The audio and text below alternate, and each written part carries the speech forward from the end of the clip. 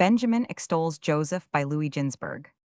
Benjamin was 125 years old, and he called his children to come to him. When they appeared, he kissed them and spake, As Isaac was born unto Abraham in his old age, so was I born unto Jacob when he was stricken in years. Therefore I was called Benjamin, the son of days. My mother Rachel died at my birth, and Bilhah her slave suckled me. Rachel had no children for 12 years after bearing Joseph.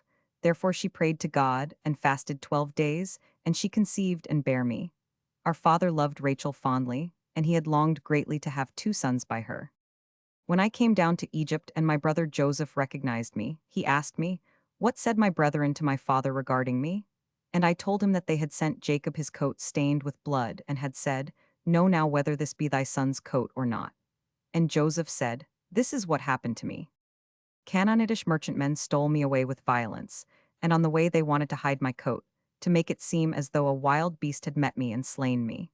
But he who was about to conceal it was torn by a lion, whereupon his companions, in great fear, sold me to the Ishmaelites. My brethren, thou seest, did not deceive my father with a lie. In this wise Joseph tried to keep the deed of our brethren a secret from me. He also summoned my brethren, and enjoined them not to make known to our father what they had done to him, and bade them repeat the tale he had told me. Now, my children, love ye the Lord, the God of heaven and earth, and observe his commandments, taking that good and pious man Joseph as your model. Until the day of his death he would not have divulged what his brethren had done to him, and although God revealed their action to Jacob, he continued to deny it. Only after many efforts, when Jacob adjured him to confess the truth, he was induced to speak out. Even then he besought our father Jacob to pray for our brethren, that God account not the evil they had done to him as a sin. And Jacob exclaimed, O my good child Joseph, thou hast shown thyself more merciful than I was. My children, have you observed the mercy of the good man?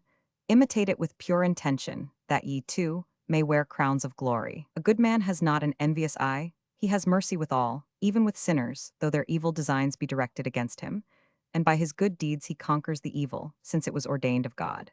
If you do good, the unclean spirits will depart from you, and even the wild beasts will stand in fear of you.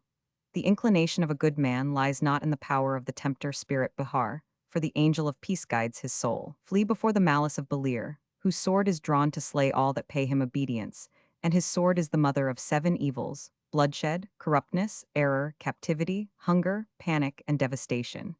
Therefore God surrendered Cain to 7 punishments. Once in 100 years, the Lord brought a castigation upon him. His afflictions began when he was 200 years old, and in his 900th year he was destroyed by the deluge, for having slain his righteous brother Abel. And those who are like unto Cain will be chastised forever with the same punishments as his. Know now, my children, that I am about to die. Practice truth and righteousness, and observe the law of the Lord and also his commandments. This I bequeath unto you as your sole heritage, and you shall leave it to your children as an eternal possession. Thus Abraham, Isaac, and Jacob did, they transmitted it unto us, saying, Observe the commands of God, until the Lord shall reveal his salvation in the sight of all the heathen. Then you will see Enoch, Noah, Shem, Abraham, Isaac, and Jacob 17 rise up with rejoicing to new life at the right hand of God. And we brethren, the sons of Jacob, will arise also, each of us at the head of his tribe, and we will pay homage to the King of the heavens. After Benjamin had made an end of speaking thus, he said, I command you, my children, to carry my bones up out of Egypt and bury me near my fathers.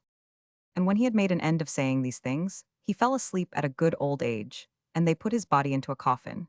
And in the 91st year of their sojourning in Egypt, his sons and the sons of his brethren brought up the bones of their father in secret, and buried them in Hebron at the feet of their fathers. Then they returned from the land of Canaan, and they dwelt in Egypt until the day of the Exodus from the land 18.